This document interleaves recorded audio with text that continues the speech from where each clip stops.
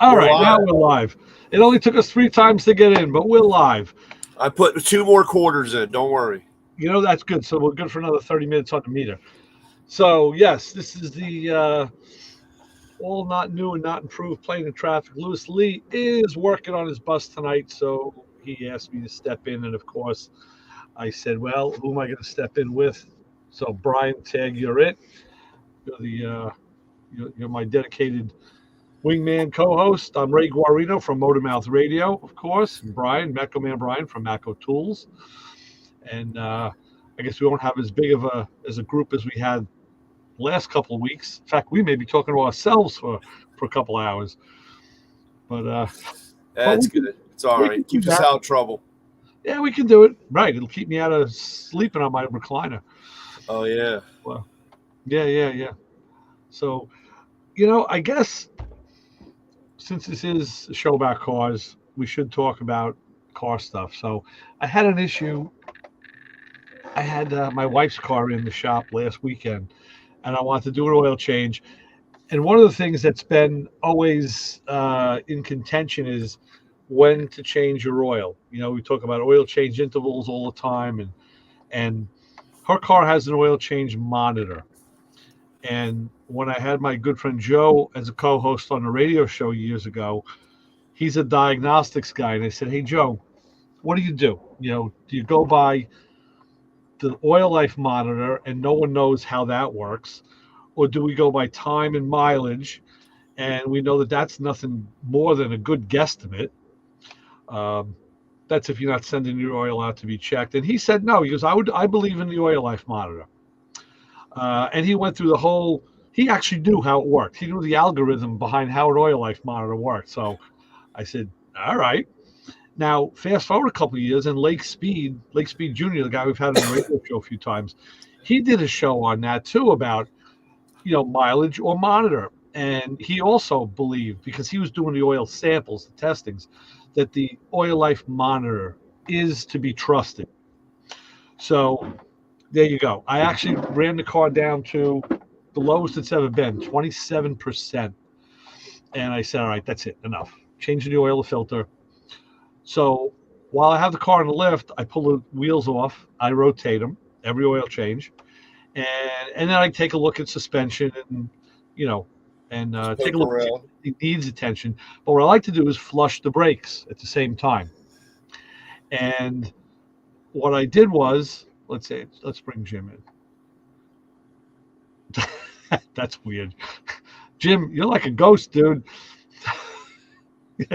I added you to the stage, and your image didn't come up. So anyway, maybe it's lagging. So he'll catch up. I flushed the brakes, and I used the methods that we always talk about. I used my hand pump. I actually didn't use any more than the hand pump because I had flow. But the right rear brake seemed to be giving me what looked like a good amount of air, a constant flow of air. And sometimes when I see too much, I think it's an anomaly. It's getting in from, I mean, usually leader or the hose or something like that. Yeah. Now, usually what I've learned is when you're using a hand pump and you see a lot of little tiny bubbles, it's air getting through the threads of the bleeder. Yeah. This was pretty big air bubbles through the tube. So, I mean, I took about a full container, which is, I think, was it 50 cc's, 60 cc's? I don't know.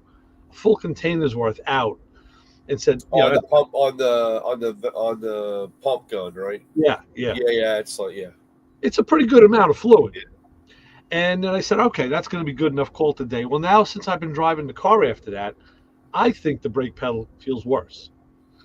But like I said on the radio show, that's no surprise because I always think brake pedals feel like crap. I know. If it's not hard, to me it's crap. And as long as I've known you, Ray, because you do have, like, tap shoes. Are you wearing the right shoes for the ordeal? The same work shoes I always wear. All right, because I know that you've got it all laid out to a science, but yeah. So I don't think it's my imagination. So I'm going to go back in and revisit it. So that put me on this path of the one brake bleeding tool modality that I don't have is a pressure bleeder, where you put fluid into the master pressurized and let it flow down. Yeah. So, I started doing some research. We talked about it. And on your word, you said that there was a certain store that might sell a set of caps, and I went there, Yeah. and they don't. They sell the caps for the cooling system tester. Oh, is that? Yeah, they look That very might have been similar, what but okay. that might have been what you saw. So I said, okay, strike out again. So I found a couple on Amazon. I sent you some links. Um, the main thing, you can get a nice small set, but for all late model stuff, I have to have that big plate for the early GM Masters because I do a lot of early car work, and I have to have that one. Yeah. So, that's where I'm at now. I haven't pulled the trigger or anything because I was waiting to talk to you about it to see what you thought about, or if there was another company you know of that may have something, that would work. I don't know. So, Yeah. so what are your thoughts with all the different modalities available? Do you have a favorite? Do you have a least favorite? Well, we sell the Mighty Vac system. Mhm. It's a very good system. It works. Uh, me personally, though, in my years and doing, of course, I have a KD tool that was like a pump. You hand pump it up, and I have the adapters that fit my cars, and that's what I use Right, right. for that. I pump it up. I like it because I can take it out to the driveway. I don't have to have a hose on it. I don't have to worry about shop air, any of that stuff. I pump up the pressure, and I can bleed the brakes that way. That's why I like it. Same thing with the Mighty Vac. I mean, they do, like I said, it's a handheld pump. It's like a overpriced bug sprayer, but Right. that to get the pressure. Some of these cars, you got to be careful because if you put too much pressure in it, you mess up the block, the proportioning block or whatever. You have to reset it. I've heard of guys talk about that. So I You're have to. What was that, Ray? Well, I said, you're absolutely right. And I had that question as well. And then I said, how can I find that answer? And I said, I know I can find that answer Yes. in this book, which not everybody has, but I'll be glad to look up the specs for you. It not only gives you the bleed procedure, but it also tells you. I looked up my wife's car, and it tells you how many pounds of pressure you need to bleed. It said 25 to 30. Yeah. I don't think I would have exceeded more. Yeah, I got to put 100 pounds in there. I wouldn't have exceeded more than that anyway, because I think even at maybe 5 or 10 pounds, unless you have a restriction, you're going to see flow. Right. Right. So I wouldn't have overdone it. But that's something that I always like to preach about too. That when in doubt, don't make it up. Find out. Ask Yeah. somebody. And I don't think I mean I think all my friends that are in shops and repair shops, they don't know. Oh, use the machine. I don't know. Or we don't do it that way, so I don't know. And I saw a video once, and I'd love to find it again because I just saw a video. I sent you the link. It was a GM assembly line video from the 70s, which was really cool. They went from stamping the panels to final assembly. And I'd seen a different video once about how how they bled the brakes on the assembly line. I always wondered that. Like, did they have a guy in there pumping the pedal and somebody opened the bleeders? No, they used a pressure system. And from dry, it came over, plugged in, and I guess they had a guy that had to go wheel to wheel.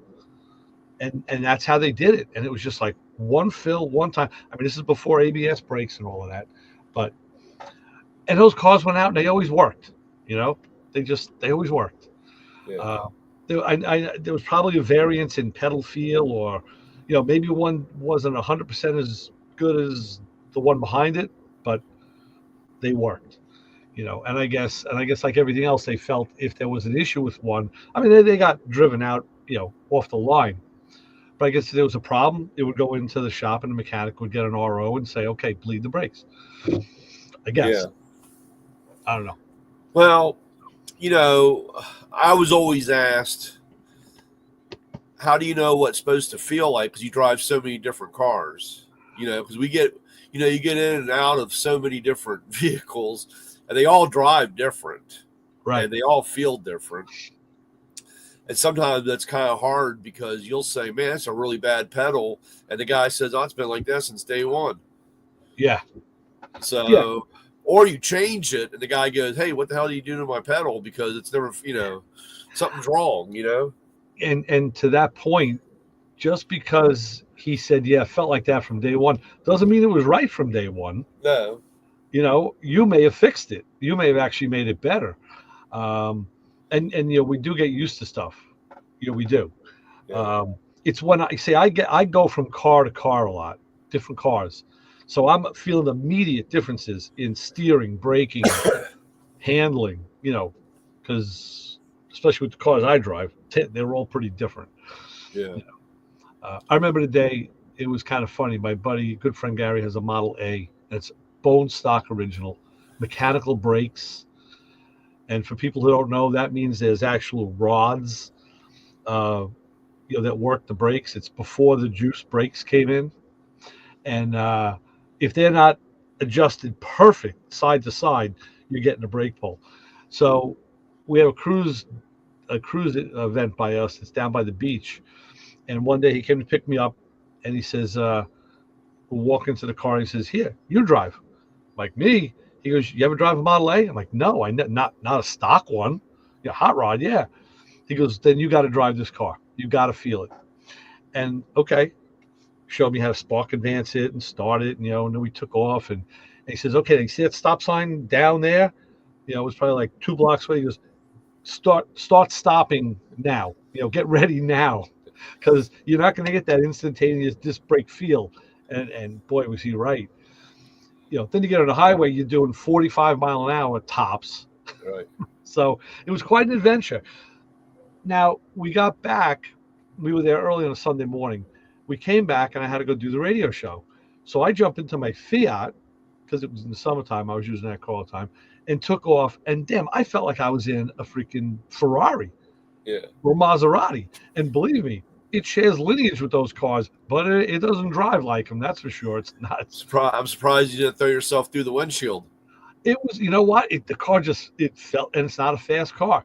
It felt so much faster.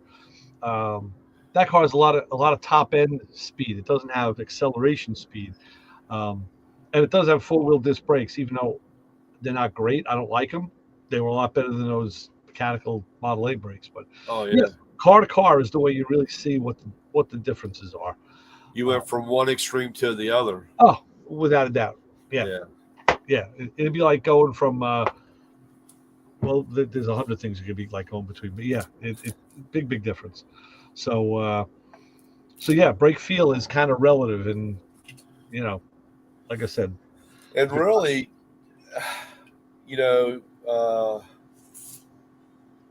unfortunately, brake fluid's like next to power steering fluid's like one of the least changed fluids, or people ignore it so much. Right. And even by the time you change it, you get a better feel. You get a pedal with a lot of water in it, or moisture. You can really feel that in the pedal. Oh yeah, because water doesn't compress. Yeah, definitely doesn't compress. Well, that's the thing that I. What was I going to say about that? I had thought about that, and now I lost it. Someone said this years ago, and I remembered it. They said, brake fluid is like the blood of the car. And you would think, well, maybe the motor oil should be more like the blood of the car because it's pumped through the engine. But he says, no, the reason I say brake fluid is the blood of the car is because it's a very important liquid. And if you see it outside of the vessel that it's in, you're already in trouble. It's too late. Yeah. And he's right. I mean, you see an oil leak, you can still drive your car. But if you see a brake fluid leak, you got problems. Yeah, You you know, better hope you got a boat anchor to help you stop. and right, and because now you're Or gonna have some really good friends that are going to stand out and slow you down when you come by. because you're gonna have it at best one circuit of brakes. Yeah. You Yeah. either Or you front can, or or rear. if you're going to be like me and drive around with single cylinders. Exactly. So yeah, so I do the flushes all the time because they're easy. Um, they're easy. See, now I'm contradicting myself. It's easy on a car that doesn't have a problem. My wife's car didn't have a problem, but now I did a brake fluid flush, and now I'm feeling a problem. So I'm going to go back in and investigate this one. And take a really close look because we had that. I had the same thing with my F-350, and you know, did cracked. I had a cracked puck or a piston. Brake caliper piston Yeah, had cracked, and it had a very small seepage of brake fluid, yeah, and I noticed the pedal will feel funny, and like I said, well, am I imagining it or whatever? But so finally, I took it all apart, found the puck or the piston, and went to go replace the brake caliper because I couldn't find the puck. I yeah. would have rebuilt it, but found a brake caliper, put it all back together, bled the brakes, drove the truck around for 2-3 days. Third day, I had no brake pedal. Really? And I'm like, okay, and I'm like searching around, and the new brake caliper that I put on had a little bit of brake fluid around the bleeder screw. Uh-huh. So at least at first I loosened it and then tightened it back up, and then I bled the brakes and did it again. A couple days go by, had no brake pedal again, and I'm like, man, what the heck is going on? And I started looking, and this is where I got my pressure bleeder, and I pressure bleeded the system. And I laid down on the ground, took a little nap, and waited for it. And finally, you could just see a little bit of brake fluid. Yeah. And so I, took the pressure off, took it apart, cleaned it all up, changed the bleeder valve. Looked and looked and looked. And finally, once I took it all apart for the third time, there was a hairline crack all the way down inside where the bleeder pressed up against the seat of the thing. So that was a remanufactured caliper. Yeah, that was a remanufactured. Right. Of course, we went. Here we go again. What does new stand for? Never ever worked. Well, years Create a ago, problem. I was doing front calipers on a Chevelle. Put a pair of them on. Left side, couldn't get it to bleed. Had a problem. And then when I looked, I saw just what you said. There's the flat pad where they drill and tap the hole for the bleeder. And right at the top, there was a crack in the caliper. So it would let the fluid out. I was like, son of a bitch, okay, send it back. And send another one, please. Let's see if that one will work. So, yeah, I mean, that's kind of oddball stuff, Kelly. Well, this car, believe it or not, has rear drum brakes still, so it's not a caliper; it's a wheel cylinder. Yeah. So I don't know. And I was going to do the computer bleed. The problem with the computer bleed is, I have a scanner that'll do it, but I went through it once, and at some point, you hold your foot on the pedal and it pulses the ABS pump and everything. Yeah. But then at some point, what it says is, okay, hold the pedal down and open like the right rear bleeder. Well, unless you have somebody with you, and I didn't. I was in the shop alone. I was like, all right, there goes that procedure. Yeah. Couldn't do it. So that's when you open the back door up and you have the the broom handle, and you're pushing down on it, reaching across. Come on, Ray. Since then, I have bought the brake pedal tool to hold the pedal down. It works kind of funky in certain cars. It doesn't work perfect in every car, but at least if I had to hold the pedal, I could use that. But this is something we talked about the other day on the show.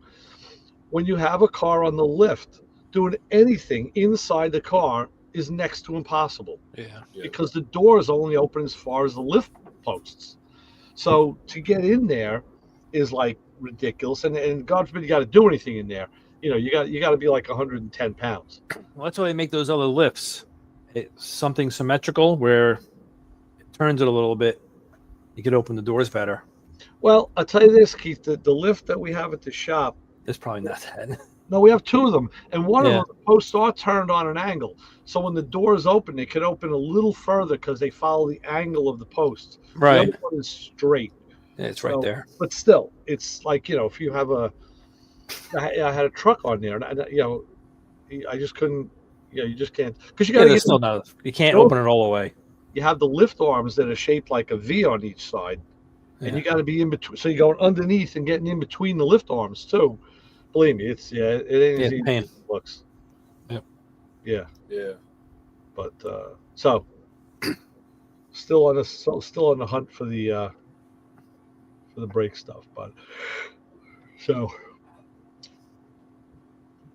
You don't use those little one-man bleeder with the little tiny little bucket or the little can and it just has hose in it? I have one of those, and to do that, you have to go in and press the brake pedal. Yep. And that's when I use the broom handle. Yeah. And I had said this, I like to see what's coming out, and you can see maybe what's on the left side of the car because you're there, but you can't see the other side. Yeah. What I did was I had a GoPro. I put the GoPro there. I had my phone connected to it, and I'm like pressing. I go, oh, okay. Okay. All right, stuff's going in. I mean, it's kind of. My rule of thumb is this: if the system was sealed before and didn't have a problem, I'll give it a good 6 or 7 pumps. Yeah. And go and and then close it. That's usually enough to get any air out. Yeah. But it's got that little container, and I filled that thing up, and it spilled all over. I'm like, okay, come on, too many guys. pumps. You're supposed to do it the right way. You're supposed to wait until like around 11:30 at night. Go in, get the wife, and say, "Hey, baby, I need your help." And you go out there and throw her in the front seat and tell her to pump the brakes. You know what I'm saying? You gotta, you gotta live on the edge. You gotta take it to the next step. Well, you gotta man up, make her come out.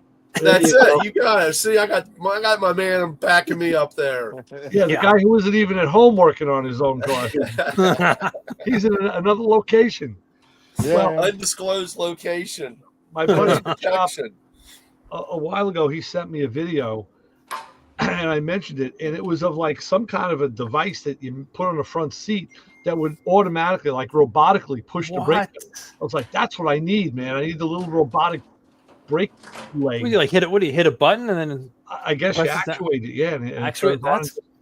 And you could probably set the rate because at that point you can set the rate and speed, whatever. But I don't have one of those. So we do it the other. But on that, Keith, that valve, I have one, and again, it's a one-way bleeder. It goes on a tube. You put it into. What I did is I took a Gatorade bottle. It's pretty big, a pretty good amount, 16 ounces, and put the hose through the top and put it in there. Yeah. So and I've had it for I don't know how many hundreds of years. So just in the last year, I was working on that problem Mustang, and I couldn't get the brakes to bleed. And in their literature, they said they were talking about centering the proportioning valve, and they said if you open a wheel on each circuit at the same time, like one of the fronts and one of the rears, they said get two one-way bleeders, and open the bleeders and then push the brake pedal, and that'll center it. And I said, I'll try that. So I went to the parts store by me, which is a pretty good one, and I asked if they had the bleeder, and one guy says, "What is that?" I didn't bring it with me, but I said it's a one-way brake bleeder. I said I think KD made it. It was blister packed. Yep. It used to be like $8 or $10, $12, right? So he didn't know. He goes back and talks to the boss, who's an old timer. He comes out and he says, "Yep." He says, boss says we have one. He knew exactly what you needed. So it was hanging in the back. I guess nobody had called for it. So he says, "Here we go. I got it." I'm like, "Okay, great. I'll take it." $75. It wasn't. Thank God, no, no, $35. And I said, Oof. "Are you coming and bleeding the brakes with me? like paying you for an hour?" It's like, "Did I break a window on the way in? Like what? It's like a $10." No, dude, that's what it costs. I get that. I said, "All right, I'll take it." He's had it sitting in the back for the last 20 years. And as the price increased, he probably paid like, $4.99 for Right. it. So that was like threw his profit over the edge there, Ray. Well, you know what? I'll tell you, it's part and parcel. I also had to buy a quart of GM Synchro Mesh transmission fluid for my Pontiac. It takes, it's a Tremec, so it takes Synchro Mesh fluid, $25 for a quart of transmission fluid. But then again, I bought a can of spray paint. It was $16. I was like, Yeah. this was like $4. I remember when it went to $8. I was like, 6 or 8. Now you tell me $16. Where's it got eggs in it? There's eggs in it. Eggs and mayonnaise. Yeah, right. Man. So yeah, prices are. I mean, I'm getting the shop price. So I'm not getting the off the street knucklehead price. I'm getting the shop knucklehead price, which is better. Supposed to. Man, yeah, it's getting to be an expensive game. It really is. Yeah. It really is. So the good thing is, like with brake fluid, we buy it by the gallon jug from Walmart. He'll order like 6 gallons at a time, keep 2 at the other shop, and then he'll send like 4 over to me because I do most of the brake work. In fact, I'm getting low now. I'm on the last bottle. I'm gonna have to tell them to get me some more. Walmart has some great prices on fluids. They really do. Yeah. So that's a little shopping tip there for everybody. But so yeah, we're not done with that one. You use straight up .3. You don't do anything. Well, yeah, that's what it is. It's .3. .3. Yeah, .3, which is .34 compatible. Yeah. We've had a couple of the Crown Vics that came in. Actually, my buddy at the shop, he's bought a few. He's bought a couple that he flipped, and he's actually driving one now. And they're ex-police cars, but they were like the detective or the inspector cars. They weren't just, they weren't RMPs. And whenever I do them, they either have like a green fluid, which I think is Girling. Yeah. Or some of them had, well, if there's purple, it's .5. Yeah. A lot of those Fords have had that green fluid in it, and I guess they're using Girling, which is good stuff. Yeah, we had from the days of Porsche and that super blue stuff, that was some good stuff. Yeah. From the they had blue, and then they had like a gold color. Mm-hmm. We would you had to switch them back and forth for track days, so that you had you did the brake fluid flush. Right. The fluid. So guy would come in, it'd be blue, and then the next time he left, it'd be gold. Yeah. A lot of guys would switch them that way. Because. All right. So how are you doing flushes at that time at the dealership? I was using my KD pressure bleeder. Okay. Right. And like I said, I would get my turkey baster and suck out the reservoir. And if the reservoir was really, really funky inside, I would pop it off and spray it down with brake clean. Yeah. And blow air through there. The only problem is you try not to do that because the clutch cylinder or the clutch fluid reservoir was in that master cylinder. Yeah. So the master cylinder was really divided up into 3 sections, and you had a reservoir for clutch fluid in there. Oh, wow. So when you popped it off and cleaned it all out, then you had to really go through and bleed the slave cylinder, the clutch master slave cylinder. Right. Which was sometimes can be a real pain, especially on a turbo car. But if it was, you had to do what you had to do, and then you pumped it up to 32 psi and opened her up Right. and change the fluids. Go through and do the fluid. Right. I will admit the pressurized system made it easier doing the clutch slave cylinders, and clutch registers. Now I have the Mighty Back system. That's the opposite of that. You mean the Phoenix system?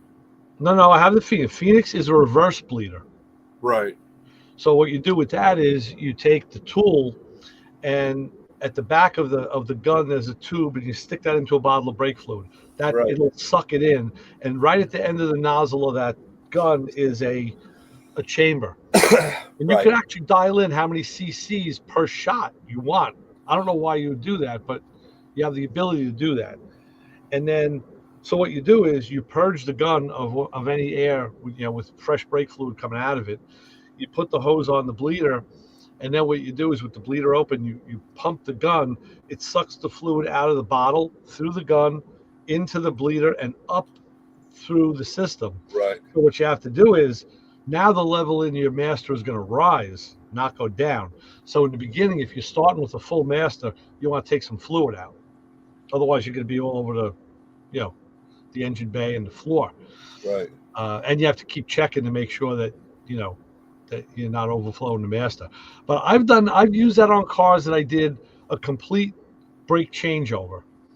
Like on Mike Chevelle, we did that. All new lines, new calipers, new wheel cylinders, new master, totally dry system. I bench bled the master, and then I said, all right, how am I going to do this? Because it's full of air. And I said, I'm going to reverse bleed it. And that's what I did. The fluid going into the right rear wheel cylinder pushed the air. There's a theorem in physics that, well, it's not. It's actually a fact. Air rises in fluid. Yeah. We all know that from being in a bathtub when you're a kid, right? Where's the air go? It comes up. Chocolate milk used to blow bubbles in the chocolate milk. Yeah, that too. Yeah. So, and even with soda, you have effervescence, bubbles rise. So the theory is, I read a guy's dissertation on this. It was a whole it was like a real professional paper that he wrote. So he says his theory was when you force fluid down from the master cylinder, or you try to pull it out through a wheel, you're pulling the air down with the fluid, and then once you stop the suction, the air is free to go back up again and maybe find a high spot in the line. Because sometimes we've all had some cars that just one wheel or two wheels didn't want to bleed. Right. That's why there's air trapped. So unless you can pull it through, and if you can't because of the volume that you move, he says that's when you want to push it the other way. Push fluid behind the air will scoot up because that's how it wants to go, and it'll actually go up through the system. Yeah, well, it's very similar to like a cooling system. That's why sometimes you jack up the front of the car a little bit to get it higher, right? So that you get that air. It's like, sometimes you got to show the smoke out the chimney. You know what I'm saying? I mean, Same it's exactly. I know it sounds kind of funny, but no, the Pope bleeds brakes. It works, huh? The Pope bleeds brakes. Why not? Yeah. Just have smoke come out of the chimney, right? So that's the thing with, and the theory is good. The reverse bleeder lets you do it. The only thing is they don't want you to use a reverse bleeder on a car with ABS brakes. They don't want anything going back because Through it'll the ABS. stuck. If there's debris, and there is debris in the brakes, we've all seen it. Like, first of all, just when you see the fluid gets dark and black, and you say, well, why is it getting black? It's not oil. It's not being used like oil. That's basically the inside of the rubber hose. Yep. That's what it is. And I have test strips that you could use, and you use them to show a customer what's going on. But it's a litmus paper test, just like for your swimming pool.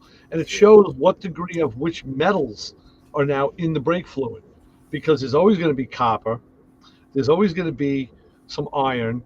There's others as well. I don't remember what they all are, but the test strip shows it. And moisture.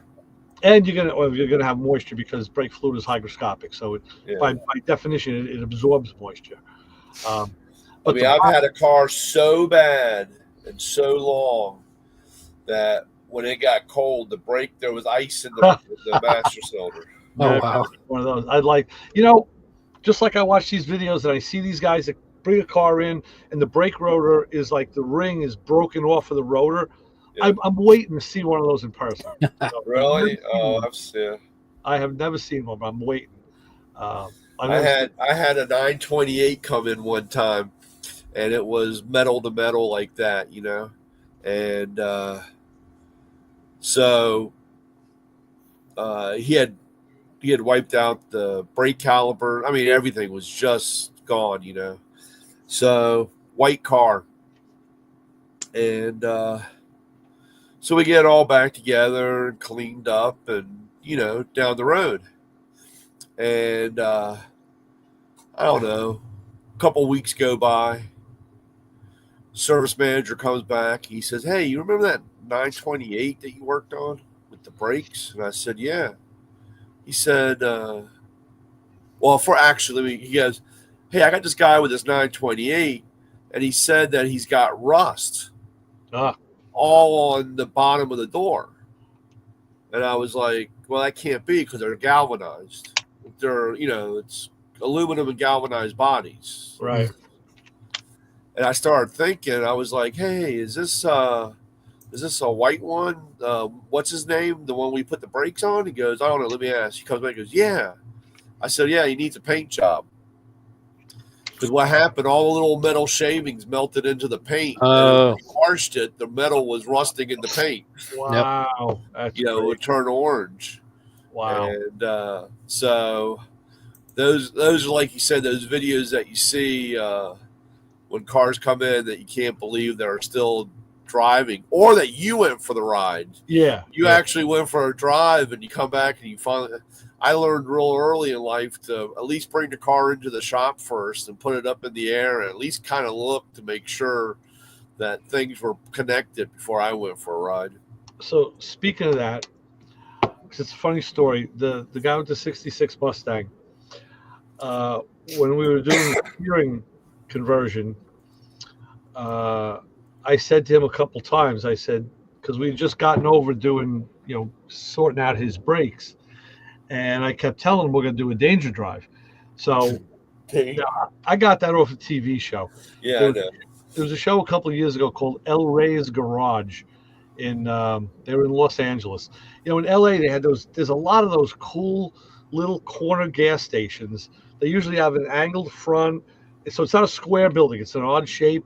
And it just fits in the corner perfect. And there was a ton of them. And this was one of those old stations from the 50s. I think a two-bay garage. And these two guys, the one guy was a biker, long hair, flannel shirts, biker. He was a white dude. The other guy was Hispanic, and it was his shop, El Ray. I guess his name was, it was a R-E-Y.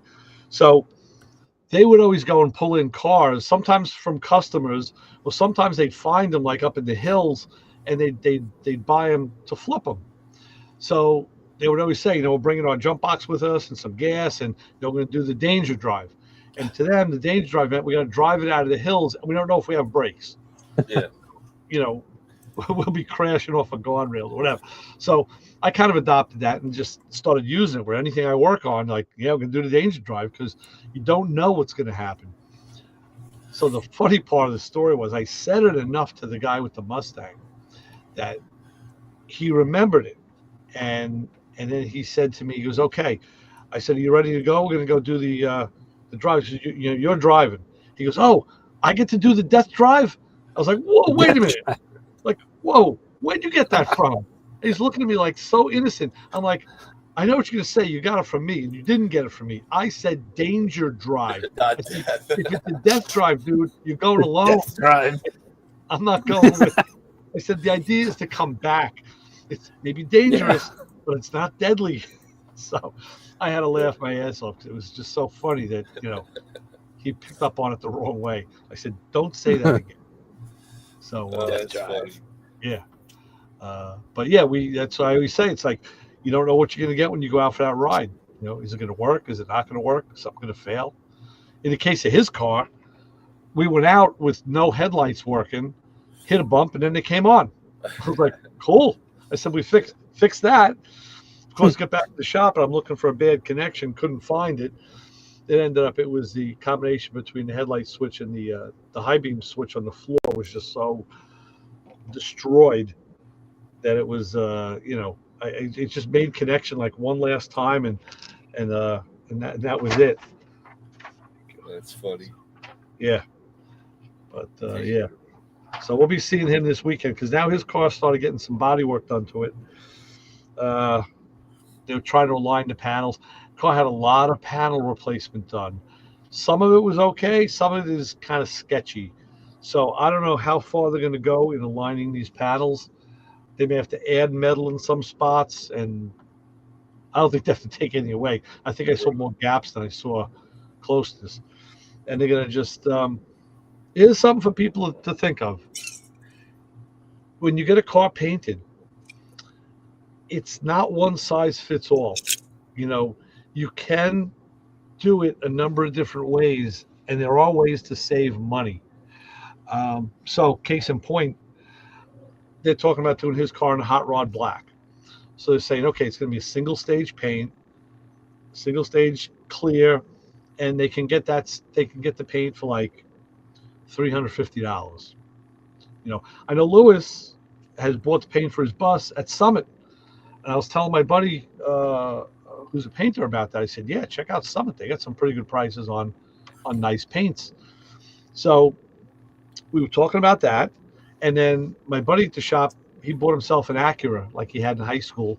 So he just put it into the paint booth. I saw it the other day, and it's black, and it looks beautiful. He says, yeah, you know what? I wasn't going to spend a lot of money, so I went, whoever supplier's using, I spent $300.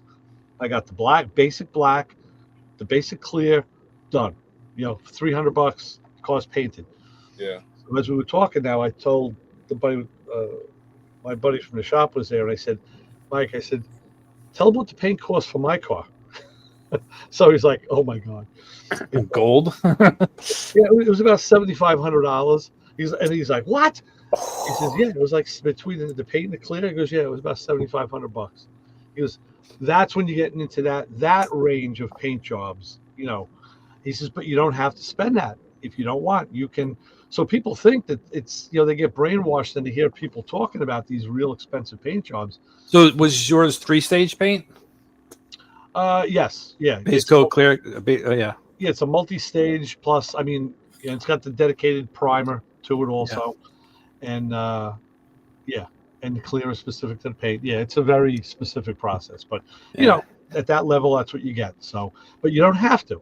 So that's the point. You could actually paint a car and be cheaper if you don't want or need that quality of a paint job. I don't even know if I need that quality of a paint job. Oh, then the colors cost different. There's different prices for the colors too. You get red. I think red. When last time I did a car, it was more expensive than any other color. I was gonna say the first time I painted when I had my Harley, I painted it red, and I did some multicolored flames, and the paint. I went and picked it up, and I was like, at the time, I think I paid $80 for a quart. I was like, what? And the guy says to me, yeah, well, red's one of the most expensive colors you could buy. Yeah, said, it's one of the most common. He goes, no, because red has gold in it. Yeah. I'm like, oh shit, I didn't. You look at the color chart. You look at the formula for the paint, and it's amazing.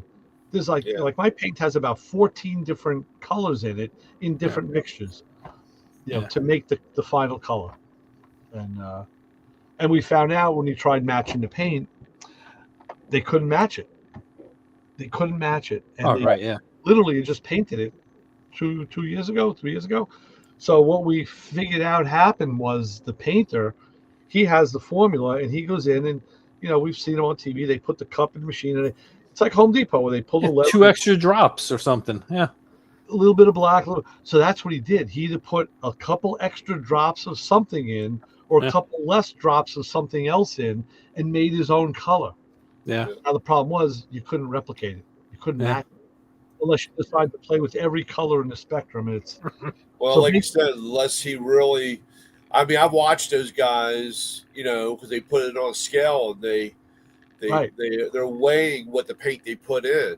Yeah, and it's always kind of funny sometimes. I've had guys say, the extra drop, they'll be drop, they'll put a drop, extra drop, and they're like, oh well, it's this color. It won't affect this color. Right. And you're like, what do you mean it won't affect this color? Right. Oh, it will. It will. In fact, you know what? Justin, good to see you. You guys too. Sorry, Justin, I'll show you something. All right, I'm waiting. Hold on, Justin. Sit down.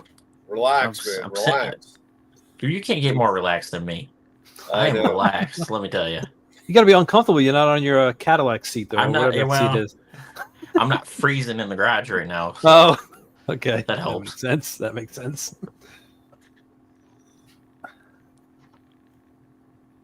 Nope, I'm relaxed. We got a big show in a week, but I'm relaxed. Nice. Yeah, I had a 2006 Mazda Speed 6, and it was just Velocity red mica. So in the sun, it's like heavy metallic. Yeah. And it was like oranges. Sometimes, like when the sun was hitting it, you could look like orange. And it was real. I love the color. But I got into a wreck. Someone hit me in the side, and I'm like, "You gonna be able to match this?" The painter's like, "Oh yeah, it'll be fine." He wound up painting like just misting the whole door, almost the whole side of the car, and so there was the driver's rear that got hit. And then I got the car back, and I'm looking at the bumper and around on the other side that he shouldn't have touched. I go, what happened? This side's darker. He goes, I didn't touch that. He goes, all I did was I put some clear. When I was painting the other side, I came around with some clear. I go, well, that must change the colors. It's a lot darker now. He goes, oh, I don't know what to do. And he tried buffing it, and I sold the car after that. It's a bear to match paint. I hand it to our paint guys. They're good at it. I mean, we've had a couple of them we couldn't match, but for the most part, they're pretty darn good. Now it's a computer match. It's easy, but these are the spray out cards. You can't see on camera how different these are. Yeah. And it ends up. They look like this is the color of the car. So, although that may look yeah, kind of. Well, yeah, they look kind of all the same. These are all wrong. Yeah. And that's how many he had the guy from the paint company come down. Guys flew in, and they were color matching, and they said, I don't know, we can't make this, we can't get this color to match. Where'd you get it from? Because we just shot it a couple of years ago. It's like here. So of course it was a different paint company, but they all say they could do what anybody else can do. Yeah. We had a 40 Ford came in for some insurance work. Gosh, it's probably 6 years or so now. And yeah, we could not match what he had. Yeah. And we had respraying the whole car a different color. That's right. Right. So that's what happened to me. He says, you know what? He was going to do like 3/4 of it just to make the metallic lay right. Because you can't patch metallic. It'll never lay the same way. It only lays that way once, and that's when you initially spray it. So, I mean, they can do blends and they can do fades. They can play around with it. The good guys know what to do, but if it's too big of an area, now you're painting 2 panels. So he was already going to paint 3/4 of the car. I said, you know what, Ray? He goes, we're just going to scuff it. He goes, and we're just going to paint the whole car. We got a GTO in the shop right now that we're doing some work on, and that's probably going to be the same deal. Yeah. Paint the quarters and the doors. We'll see if we got to get into the fenders. Right. We'll probably end up painting both sides of that car. What color is the car? Gold. Oh, it is gold. Is it a factory color, or is it? I don't know. I'm assuming it's aftermarket. Yeah, because the factory stuff is single stage, so that's easy. The car was done, I think he said in the 90s. Okay. Which is, I'm surprised it looked as good as it did. Well, I'll tell you, that was base coat, clear coat time. That was when I had a car painted in, and that's when we used the acrylic primers and the acrylic clears with the hardener in them. And that stuff was bulletproof. It was great, but I was impressed, especially as much filler was on the quarters of this car. Really, that it held up the way it did. Wow, there was probably 3/4 of an inch on the one quarter panel. you know, if you ask the guy how many miles have you driven it since that paint job, he might tell you, 2,000. Right. How many cars don't get driven? You know, Yeah, good chunk. it's kind of common. Pretty fortunate we got some good customers that drive their stuff. Right. That Chevelle we took to Detroit last year, he's probably got 3,000 or 4,000 miles on it just last summer. Nice. Oh, that's great for one summer. Jeez, that's great. That's excellent. Yeah. Wow, that's cool. Yeah. No, you guys turn out some great stuff. You really have some good. You got good clientele, but you got great workers. Any new guys in the shop that you had to break in? We got one guy. I guess new. He's been there for a couple months now. He actually was an assembler at the Roadster shop. Okay. And then cool. he came back. He's from our area, so he ended up moving back home. Awesome addition to the team. And what's his? Does he have a specialty? Or is he an all around kind of guy? Mechanic stuff, like I say, assembly. He's a heck of a hardline builder. Oh yeah. That was one of his big things. Like he did all the brake lines and stuff on the chassis that were assembled. Okay. So he can bend up a heck of a stainless line. Nice. Yeah, that's good. That's good. Yeah, there's definitely a talent to that. Yeah, there's this guy at a local gun shop I'm dealing with, and he's got some people have quirky car collections, and he has, I think, 6 or 8 of them, but like Dodge Shadows and Lasers, and those cars of all that are from the 80s and 90s of that ilk, like the 2.2 liter jobs. Does he have a GLH Omni? Does he have one of those? He probably does. Right, those GLH, yeah. I mean, he's been driving the Shadow and the Laser. I saw them both the last couple of days. So we were talking, and he said, the problem is now he needs brake lines more than that. I said, wow, can you find a factory line, a pre-bent line, or a company that makes a pre-bent line? I said, that would be my recommendation on the way to go. He says, I haven't found anything. So I said, I'll look. I looked and I couldn't find anything. I said, look, I found hoses and rolls of tubing. So I said, you're going to have to make those lines. I said, it's not hard, but with that car, I said, remember, you're going to have to do bubble flares and metric fittings. It's not going to be American. And I don't know how hard those cars are, how they routed them. I worked on a Ford Focus. It was kind of cool. They ran the lines right down the middle of the car. I was like, man, this is great. I had to change about 5 feet of line. It was really easy. It was right down the middle. I was like, that was pretty cool. But I don't know how his car is lined up, but I don't know. So I said, yeah, that's the problem now. Cars of that age are starting to need that kind of work. And if you can't find the stuff factory or pre-made by an aftermarket company like inline brake or stainless tube, I said, you're on your own.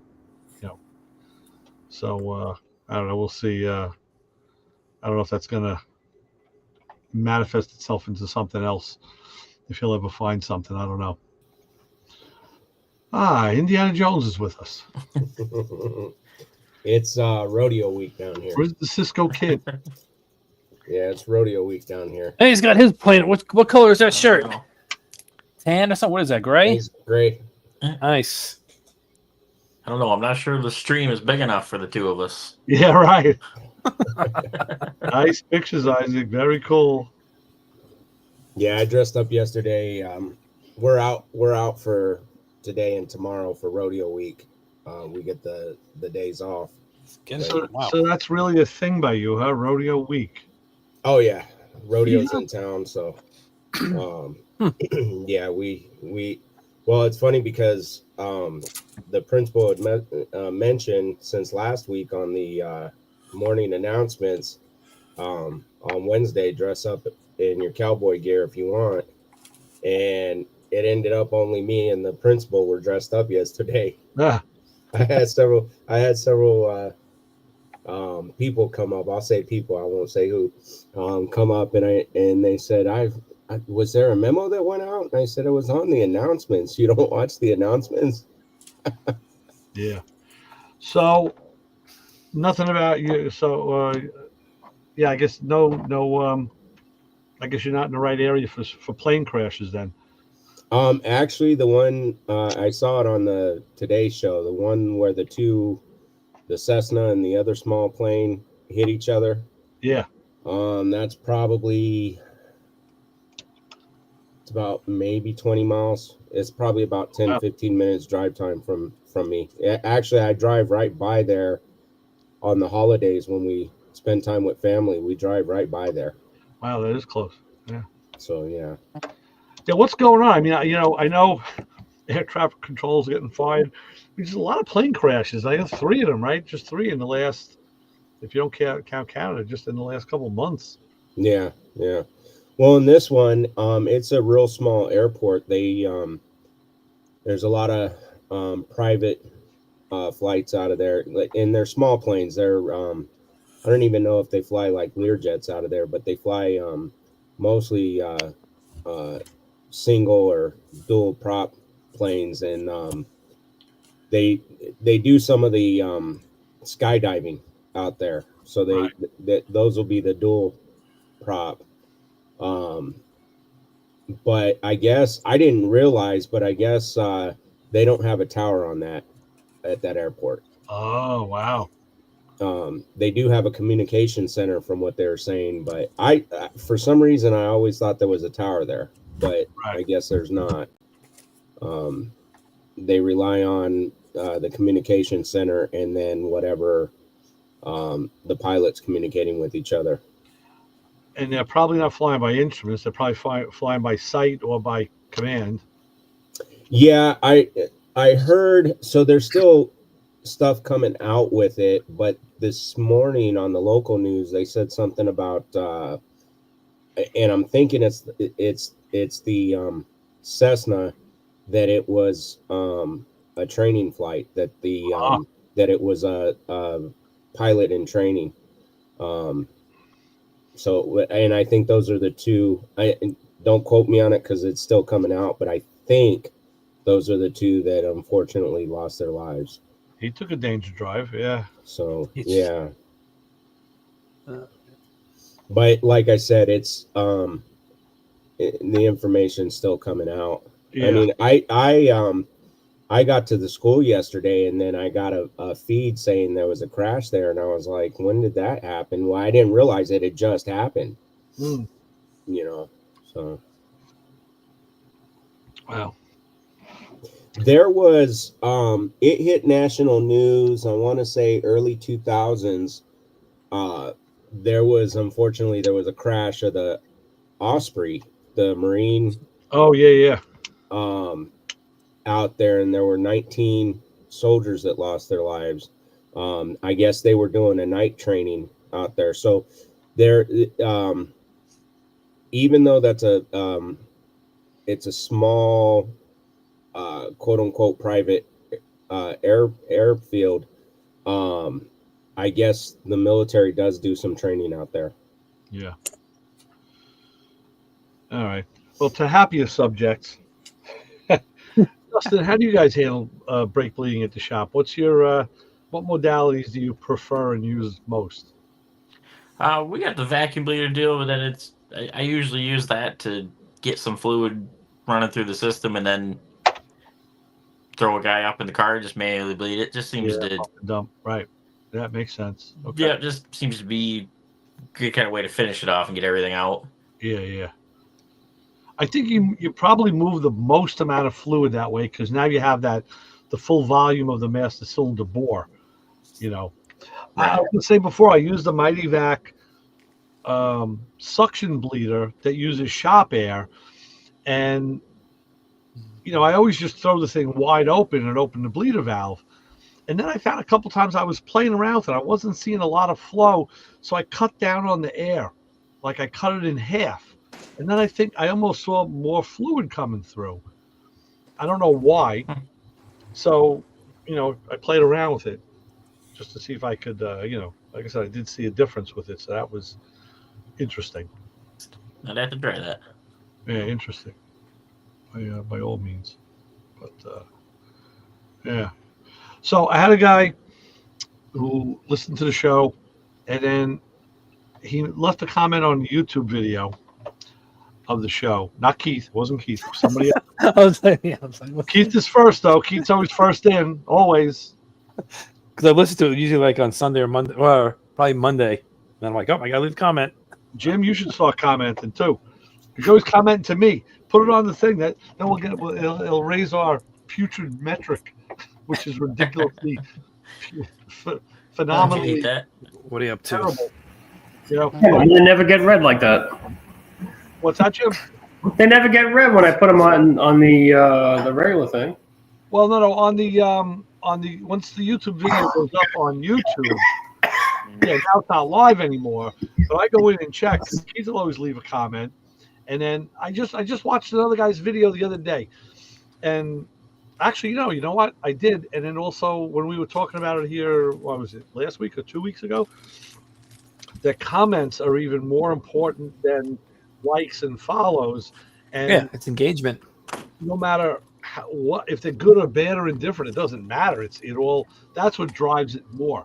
So either way, this fella had written in. I'm not sure who he is because he uses just like a screen name, but he was talking about.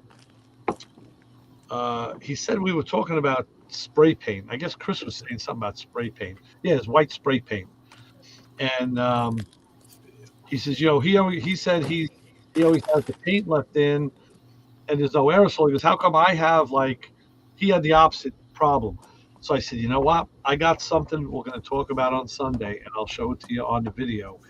And it's this. Oh yeah. Right? That goes refillable aluminum spray bottle. And I've seen these at Harbor Freight too. This one's a hell of a lot nicer because it's stainless steel. Where you fill it with the liquid of your choice, pressurize it on the bottom with. That's the thing. It doesn't say on here how much air. I didn't see PSI need. Yeah, how much air to pressurize it with. I don't think. Let me see. Ideal for lubrication, universal air valve, for easy pressurization. But it didn't say how much air to pressurize it with. I've always just hit it with the air. I have one, and I usually just hit it with the air. I've never. Just give it I figure if I put too much in, it'll blow the safety valve out, so that I'll know. Right. Well, yeah. So I'm going to debut that on Sunday and show it because it's funny. I've had this for a couple of years and I haven't used it, and I'll tell you why. I can never decide what to put in it because if I put brake clean in it, which is great, now I can't put WD-40 in it, or I can't put Croyle in it, and so I'm like, I either got to get 5 of them. I just wash it out. I clean it out. I spray them out. Well, I know, but if I had brake clean there, I'd want to leave that as as my own pressurized brake clean. Yeah, I have. Where did it go? I have one. What do you use to clean brake clean out? I would use everything. I would clean it out with brake clean. So how do you get? Yeah, well, I mean that's what I'm saying. No, There you go. I have a couple of the bigger bottles, the Sure Shots. Oh yeah, the one with the they use those at the shop. The body guys use them. They put Prepsol in them. Yeah, I have one that has acetone, and I have one that has like a mineral spirit, a different mineral spirit. Yeah, because they're always hitting panels, and they're always using that stuff. Yeah, we should steal one of theirs. There you go. Come here, I need that. I don't know what I did with it. I'll hang one in Oh, you got a bunch of comments on the last one. Well, that 8 was comments. a bunch. There was 5, but each it was yours and 1, that guy. 2, 3, 4, 5. That's 5. Yeah, but that actually counts the replies. Yeah. Because when I see yours, I see 1 good. Then I reply next time I come in, I see 2. I'm like, oh, 2. No, 2. 1 of them was my reply. So we're not breaking the sound barrier records here, guys. 5. No, you got 20 views on this one right here. I know. Yeah. And the week before was pathetic, and all of a sudden it just jumped up. And why? I don't know. I That's just about did 5 more than I got in my last one. I don't 4 know views why. the week before. I just got something from the, we had a staff meeting a couple weeks ago, and the station manager said that, a lot of people like you, Keith, listen on the stream, and Brian they don't can't listen terrestrially, and and he said we can now see what the streaming numbers are. So I asked him, I said, how do I do that? So he walked me through. I got on the site, and now I can see what the numbers are for the stream. It was like 35 people listening on the stream. I'm like, okay, that's pretty darn good. So that's on like Spreaker or whatever streamers that Yeah, you we guys go reach out. to? It goes out on Spreaker, iHeart, TuneIn. WHPC, right? It goes on there on that channel. It's all the yes. I think there's another one too. And then we broadcast it again. We put it out to this place called Performance Motorsports Network. We've been with them for like, I don't know, 10, 15 years. It's a guy out of PA who was looking for automotive content. So, we were hoping to get paid for it, but we said, you know what? If you'll rebroadcast it, take it. We give him the show every week, and he just puts it up. He was putting it up like 4 times a week. Yeah. I haven't gotten anything out of it. You think you get like a caller or somebody, but no. That's a lot of racing stuff. That network, they handle a lot of racing, local racing, and even some NASCAR stuff. And it's Probably a lot of dirt track stuff. Hey, you see Cletus McFarland on the ARCA race? No. Oh, Jim has. All right, well, that was it. Yep. What did he do? He got wrecked twice by the same person. That was the highlight. Really? Yeah. All right. The car. Yeah, it's ARCA, I guess. You know what? I've never heard of ARCA before. This past weekend. Really? Yeah. I never. They run an ARCA race at Daytona. Yeah, I know they do it at Daytona. I didn't know what. I didn't know what ARCA was. I'm like, oh, this is like. ARCA is one of the last of the independent stock car sanctioning bodies, because back in the day, not only was there NASCAR, but there were 5 or 6 other sanctioning bodies that were doing stock car racing, and people would go to all the different circuits. NASCAR got so big that they eventually either went out of business or they got swallowed up. In fact, last year, NASCAR bought ARCA. Right. Okay. Basically, ARCA is Cup without the money. Yeah, that's the pre-step. So it's a starting bed for the guys, right? Starting, yeah. So it's the start of getting into the super speedway stuff. As a matter of fact, if you look, they're using Cup cars from 4 years ago. Yeah. Like you still see Ford Fusions, Chevy SSs. They don't use the Mustangs or the Camaros. Yeah, they still have Dodges too, I think. No, the Dodges are gone. Dodges are Neons and ARCA? I don't know. No, I'm pretty sure. I haven't seen a Dodge because a lot of the cars are built by the same teams. Yeah. I mean, you want a car, you go to you want a Toyota, you go to JGR. You want a Chevy, you go to Hendrick. So I guess that's how they train the upcoming drivers for the Cup. Yeah. Yeah, it's a good introduction for anybody coming up. Like you're really not even allowed to race Cup until you've raced somewhere else first. Because Cup is really, really. I mean, those guys be amazed at how good those guys really are. I had a buddy of mine who almost made it. He had to ride in a NASCAR truck series, but it only lasted the one season. And he was like, "Man, the politics when you get to that level is ridiculous." Oh yeah, right. yeah. But he did get that's what they used to do that where, you had the ARCA series. And they'd find somebody that they throw them in the truck series, and then from the truck series you go to the Busch series or Infinity, and then Xfinity, and then into the Cup series. But ARCA Russian politics. That's it's its own deal. Yeah, that's the stuff you don't see. Yeah. You talk about Cletus. I was watching him. He actually did pretty good. I mean, I was kind of impressed with the way he did, but it's Daytona. If you're not watching what you're doing, you're going to get into a wreck. Yeah, I don't know how he. The only way I saw it that he would have not gotten into a wreck is just slow down, let everybody wreck in front of him because you knew it was going to happen because you saw smoke coming out of that tire, and just let him wreck and then try to get through it. But this is his first time ever doing this stuff. Yeah, So. it is so hard. And And ask Helio Castroneves what it's like to race at Daytona. Oh yeah. The guy hit everything but the pace car. Did he wreck every car he was in that weekend? Or? Yes, he did. And they said that he was voted in. Well, no, they allowed a special privilege for that. This was the first year they opened it up, and they called it something driver provisional. That if you go through a certain program, and if you're like a top driver from another series, they'll let you in just to get you in, just to get the exposure. Yeah. Now the interesting thing is he had to qualify to get into the 500. He didn't make it, but he got in on that provisional thing. But they didn't pay him any money. He crashed some shit up.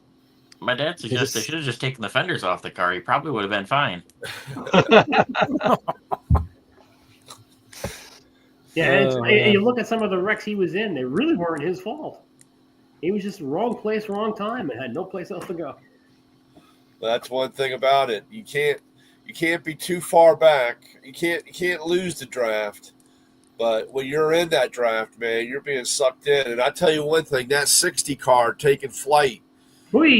That's going to be a whole nother can of worms with those. Man, that thing looked like it had it like it was an aero coupe because it just hovered. It just hovered around there.